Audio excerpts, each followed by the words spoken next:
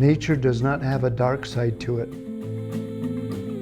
Our Creator made it so that there is a process for Mother Nature and for all the animals and plants, including humans, to survive and live on Earth. But we as humans become greedy and want power over everything.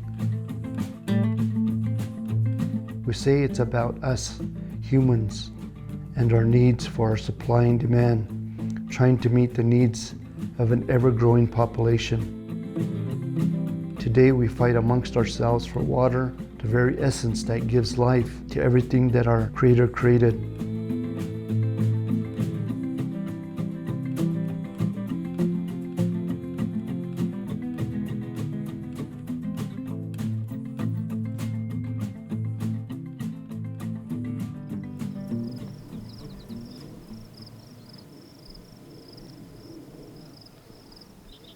We have been in a drought in the last 20 years, and water now is becoming so important.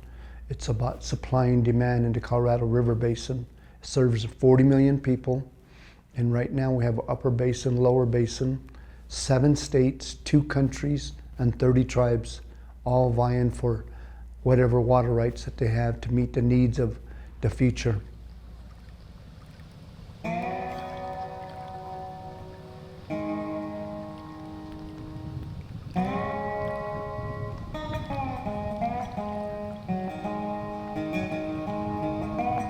You have a pretty diverse set of people living in Southwest Colorado. It's an interesting mix of salt of the earth people coming from a lot of different perspectives. Some very conservative, some very liberal. There's a lot of people who are ranchers and farmers. Agriculture is super important to the culture of Southwest Colorado. So it's a microcosm of our whole nation in some respects. Would you say the river brings those people together? I probably would not say the river brings those people together. I'm sure you've heard the old phrase, whiskey's for drinking and water's for fighting, right?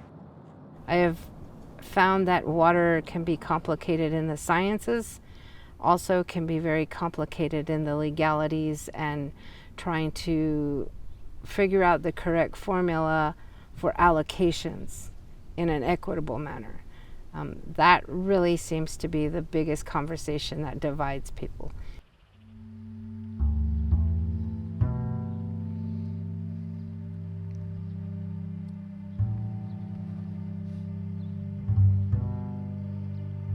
We have quantified our water rights in the state of Colorado. There's ones out of the Dolores McPhee Reservoir, which we get 24,000 acre feet for ag use.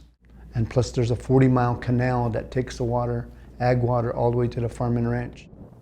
You can farm in our area in the desert. As long as there's water available in McPhee Reservoir, the Ute Mountain Farm and Ranch Enterprise will exist.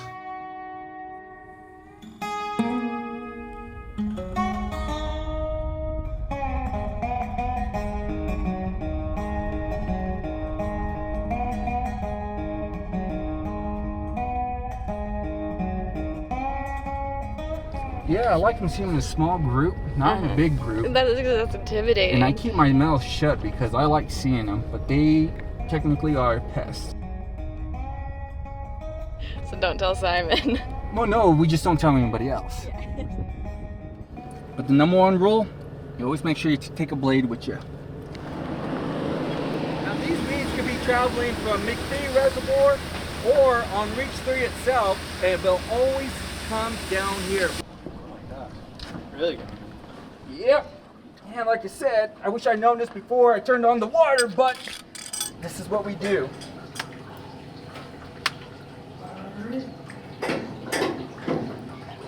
Coming out. We shall continue on.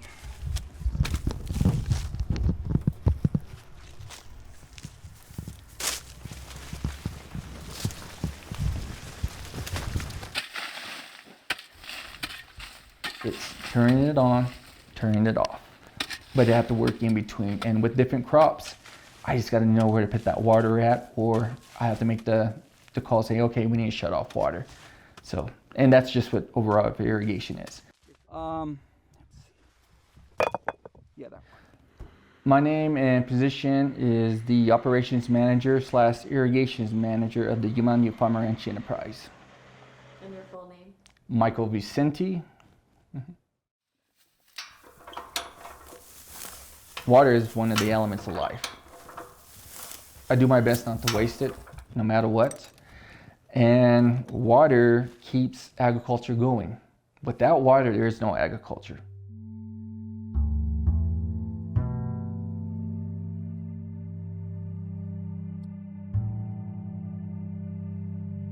In 2021, we had a significant drought. We had 10% of our water allocation. So we went from our 24,500 acre feet allotment to about 1,700. So it affected employment, it affected how much farming we could do, which was minimal. We had one cutting of hay in a year that we might have had 4 cuttings, so it hurt us financially, and other individuals that had to lose their employment due to the drought. You know, people may think the tribe in general would receive the water first. That's not the way it is.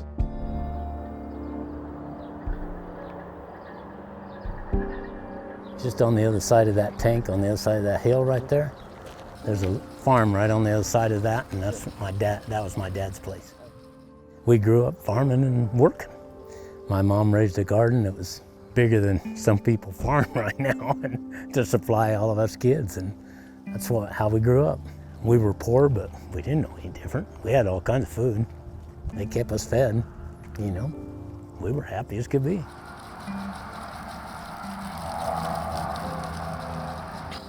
The Dolores River is everything, not only to MVIC, it's to this whole valley. There's very few towns and cities that you will find that's built off river.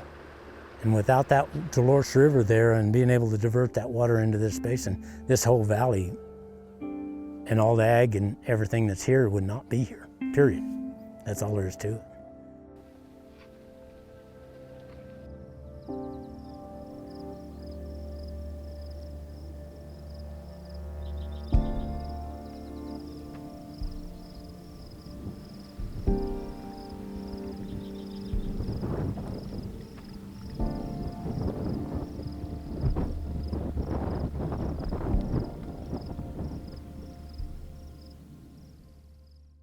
Montezuma Valley Irrigation Company is a mutual ditch company. It's owned by its shareholders. By each share that I'm talking about amounts to so much water that you will get every year, depending on how many shares you own. Most of the rights to fill, like McPhee, are all secondary to MVI's water right. Because a lot of years during the drought years, and we cut that allocation down, we have a lot of people that'll run out, and you have to just go shut them off.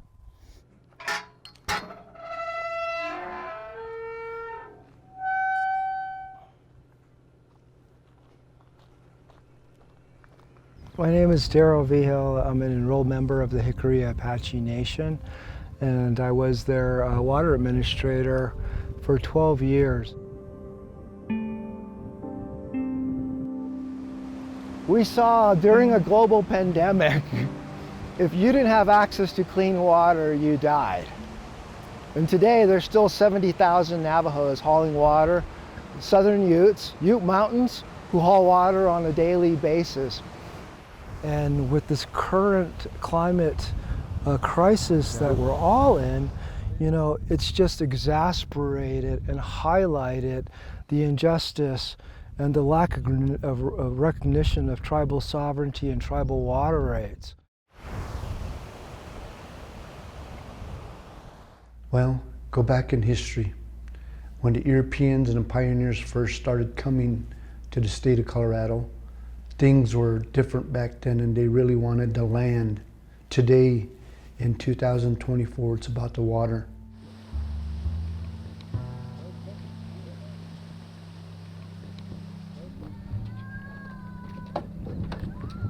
Lake Nighthorse was one that was developed in the 2000. We have 16,000 acre feet of municipal and industrial. But we have, as the two tribes, no access, no delivery system for any of that water. But yet it sits there for a decade with no compensation, no use.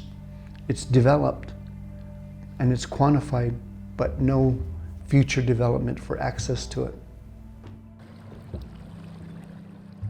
The water cannot be moved unless money is being spent to pipeline it to Toyoak or move it downstream.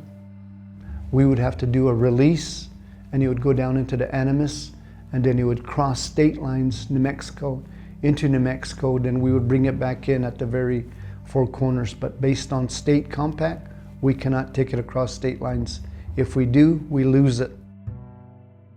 The irony of the whole thing is it's named after a Native American senator, but the two Native American tribes that have water in there don't have access to it.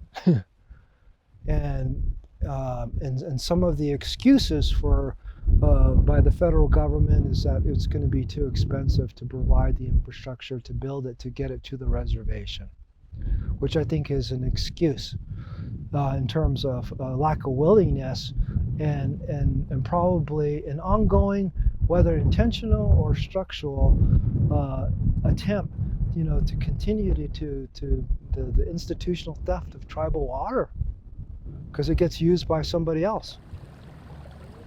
We're in this for 150 years.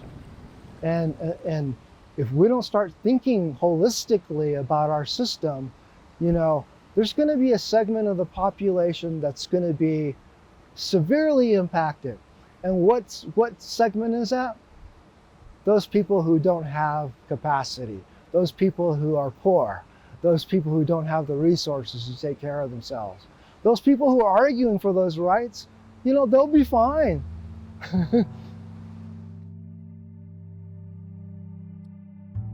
Well, I think the biggest thing is if we just make sure that we can keep being able to deliver the water that's available, we're going to have to adapt to a less amount. I mean, we've seen that in the last 20, 25 years several times where we had to really cut back severely, especially in 2002 here, and 2003 was really short. I mean, our water supply was so short it was unreal. As a matter of fact, like this field right here next, because it's just in grass, I never irrigated it. Just left it dry for that whole summer. So it just burned up to nothing. But we just didn't have the water. I think people right now are so withdrawn from the fact of where their food comes from.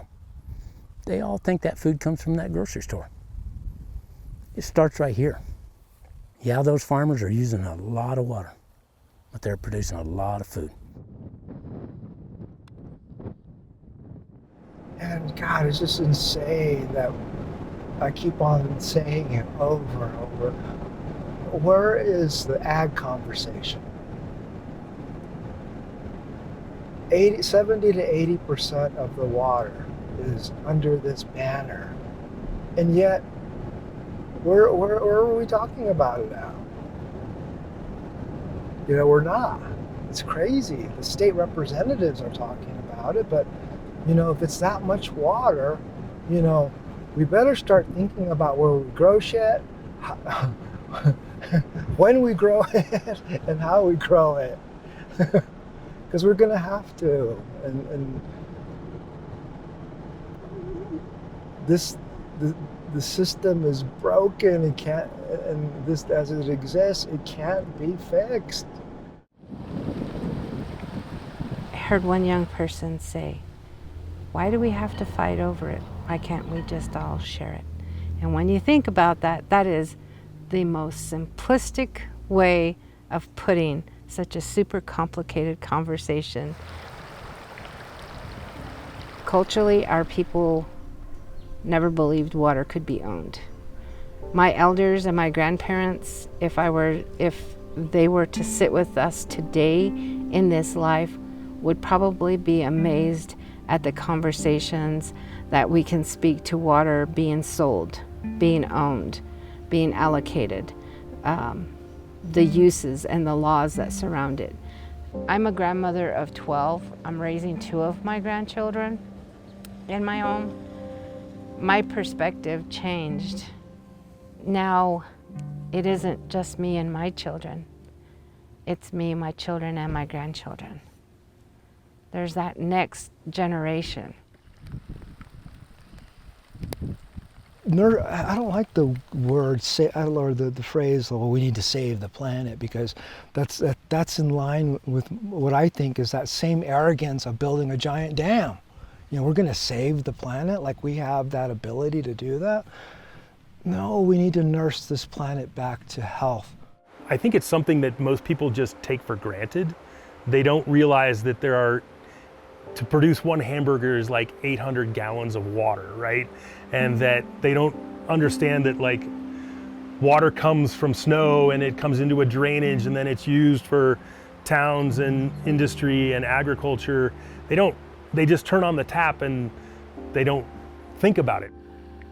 We stay away from each other because we make boogeymen out of each other. You know, the less time we can waste on, you know, the politics and egos and personal opinions, and to really get at problem solving, you know, the closer we'll be to start imagining a sustainable planet with 8 billion people on it. But it has to be imagined.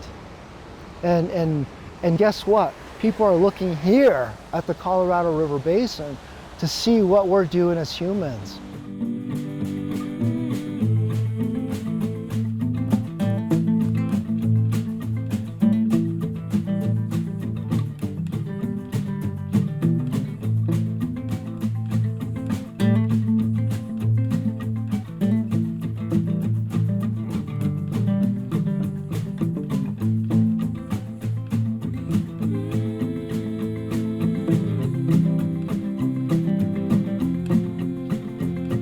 We as tribal nations have lost a lot everywhere.